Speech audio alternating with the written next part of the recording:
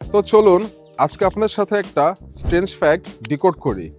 সেটা হলো আমাদের সবার মাঝেই দুইটা আমি বসবাস করে, যার একটি হলো ট্রু সেলফ আর সেকেন্ডটি হলো আমাদের ইগো সেলফ। আর আমরা 99% টাইম যাকে আমি ভাবছি সেটা অ্যাকচুয়ালি ইগো সেলফ। তাহলে আবার ট্রু সেলফ কোনটা?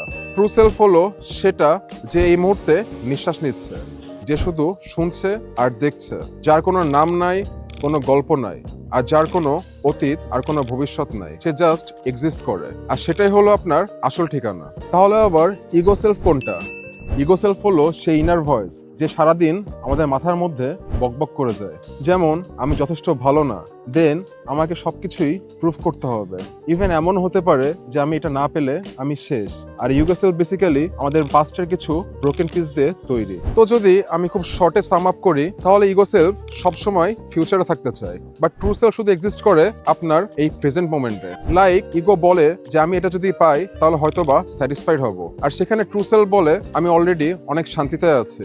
আর ইগো সেলফ আপনাকে সবসময় দৌড়ের উপরে রাখবে, আপনি কখনোই কোনো সুইট স্পট খুঁজে পাবেন না। বাট আপনি ট্রু সেলফে ফিরে আসলে আপনার দৌড়ানো বন্ধ হয়ে যাবে, কারণ আপনি ইতিমধ্যে আপনার ডেস্টিনেশনে পৌঁছে গেছেন। তো আপনি জাস্ট একটা মোমেন্টের জন্য চুপ করে থাকার চেষ্টা করেন, জাস্ট একটা নিঃশ্বাস নেন আর নিজেকে কোশ্চেন করুন, এখন যে নিঃশ্বাস নিচ্ছে সেটাই কি আসলে আমি? যদি আপনি একটা মোমেন্টের জন্য চুপ থাকতে পারেন, তাহলে আপনি আপনার ট্রু সেলফের সাথে দেখা করে ফেলেছেন। আর যদি তারপরও মাথায় হাজারটা চিন্তা আসে, তাহলে মনে রাখবেন ইগো সেলফ আপনাকে দৌড়ের উপরে রাখছে। তো আপনার জাস্ট একটাই কাজ, আপনি শুধু দেখেন, আর আপনি দেখলেই আপনার ইগো সেলফ উইক হয়ে পড়বে। Because you are not the mind, you are the watcher of the mind, and of course you are one of a kind. আদিওস।